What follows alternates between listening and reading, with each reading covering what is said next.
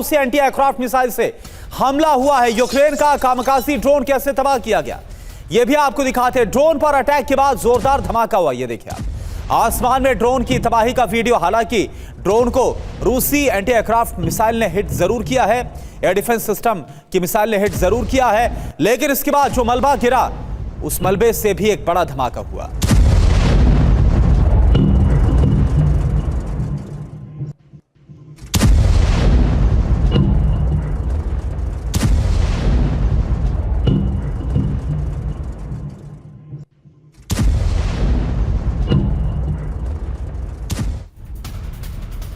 और मॉस्को में एक साथ यूक्रेन के कई हमलों की एक और तस्वीर देखिए। हालांकि अलग अलग इलाकों में ड्रोन अटैक को लेकर ही दावे किए जा रहे हैं, जहां मॉस्को में ज्यादातर इलाकों में इसी तरह से हमलों के बाद अलर्ट सायरन और धुएं का ये गुबार।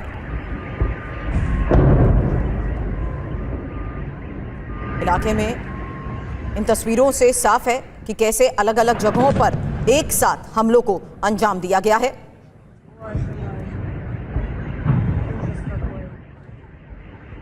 दो तस्वीरें एक साथ आपको दिखाते हैं, जहां समझिए कि कैसे आसमान में ड्रोन से तबाही के बाद इन तस्वीरों से यह साफ है कि कैसे लगातार रूस की ऑयल रिफाइनरीज को यूक्रेन टारगेट कर रहा है। और रूस की रिफाइनरीज को टारगेट करने का असर ही साफ तौर पर है कि यूक्रेन के ड्रोन और मिसाइल हमलों से रूस की तेल रिफाइनरीज को जिस तरीके से निशाना बनाया जा रहा है, जाहिर सी बात है सीधा प्रभाव रूस की तेल उत्पादन क्षमता, निर्यात और उसकी आर्थिक ताकत पर पड़ेगा। और इस हमले को लेकर एक और बड़ी खबर, यूक्रेनी हमलों के बाद मॉस्को में चारों तरफ तबाही। अभी हमने आपको तस्वीरें भी दिखाई, हमलों से इंफ्रास्ट्रक्चर को भारी नुकसान पहुंचा है। हमलों के बाद ऑयल सप्लाई ठप हो गई है और आप देखिए चुन चुनकर यूक्रेन की तरफ से रूस के ऊर्जा ठिकानों पर निशाना साधा जा रहा है, उनको बर्बाद किया जा रहा है। क्योंकि इस वक्त अगर रीढ़ की हड्डी के तौर पर, बैकबोन के तौर पर रूस की इकोनॉमी के लिए कुछ काम कर रहा है तो वो है रूस के ऊर्जा ठिकाने।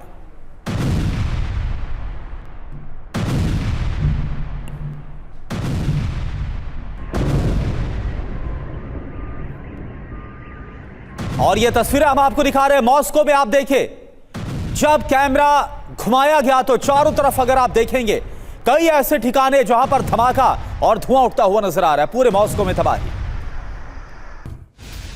हालांकि मॉस्को में ही शाही ड्रोन से हमले की एक तस्वीर सामने आई है। आसमान में शाही ड्रोन नजर आया और इन ड्रोन्स के जरिए एक बार फिर से साफ है कि रूस के उन इलाकों को टारगेट किया जा रहा है जहां ऑयल रिफाइनरीज हैं। हालांकि ज्यादातर कमर्शियल एरियाज और ऑयल रिफाइनरीज के साथ साथ ऊर्जा ठिकानों को जिस तरीके से टारगेट किया जा रहा है, इन हमलों की तस्वीरों से देखिए कैसे अलग अलग टारगेट्स हिट किए गए हैं। क्योंकि हर जगह थोड़ी थोड़ी दूरी पर काले धुएं का ये गुबार नजर आ रहा है, जिससे साफ है कि कैसे रूस को बड़ी आर्थिक चोट पहुंचाने के लिए उसके ऊर्जा ठिकानों के साथ साथ तेल रिफाइनरीज को यूक्रेन ड्रोन्स के जरिए टारगेट कर रहा है।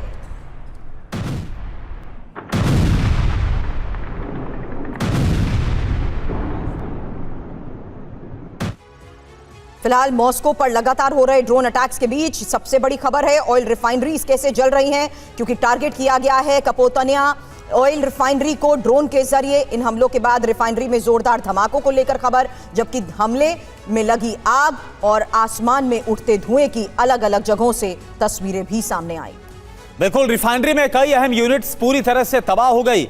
एक सप्ताह में दूसरा ये सबसे बड़ा हमला है। रूस ने कई ड्रोन को मार गिराने का दावा किया है, कई ड्रोन ने एयर डिफेंस को चकमा भी दिया। तस्वीरें हमने आपको दिखाई। मॉस्को के कई हवाई अड्डों पर उड़ानें प्रभावित हुई और इसके अलावा खबर ये दर्जनों हेलीकॉप्टर से आग बुझाने का जो काम है वो जारी है। डॉक्टर संदीप त्रिपाठी सर, एक बात बताइए कि क्या ये यूक्रेन की तरफ से ज़ेलेंस्की को बैकफुट पर लाने की कोशिश की गई है और क्या ये सीधा चैलेंज नहीं है व्लादिमीर पुतिन को, क्योंकि क्रेमलिन से जो रेड स्क्वायर है वहां से सिर्फ 15 किलोमीटर दूर इन हमलों को अंजाम दिया गया। देखिए करुणा जी, ये एक महीना में तीसरी बार है जो कपोतन्या ऑयल रिफाइनरी पर अटैक किया गया है और इसकी जो स्ट्रैटेजिक लोकेशन बहुत अहम है। ये मॉस्को का साउथ ईस्ट दक्षिण पूर्व में स्थित है और आपने बताया कि 15 किलोमीटर दूर है क्रेमलिन से। तो इसकी जो लोकेशन है और दूसरा ये कि ये मॉस्को शहर का सबसे बड़ा ऑयल रिफाइनरी के रूप में जाना जाता है जो ऑयल सप्लाई करता है। कल इसके जब से ये अटैक हुआ, ड्रोन अटैक हुआ, यहाँ पर आग लगी, उसके बाद से ऑयल सप्लाई में बहुत ज़्यादा बाधित हुआ है पूरा का पूरा मॉस्को सिटी पर।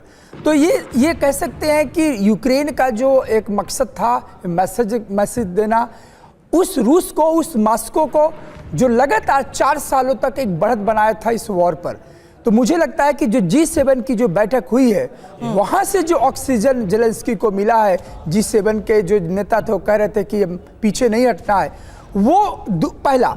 दूसरा ये है कि मॉस्को ने अभी हाल ही में यूक्रेन पे जो कीव पर एक बहुत महत्वपूर्ण धार्मिक स्थल था वहाँ पर अटैक किया था, तो उसका भी जेलेंस्की ने बदला लिया।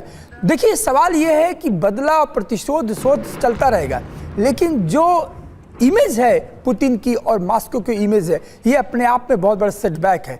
यहाँ से अब इस युद्ध की तस्वीर एक अगला रूप लेगी। क्यों? वो इसलिए क्योंकि ये तो हार्ट सेंटर है, ये रूस का हार्ट सेंटर है।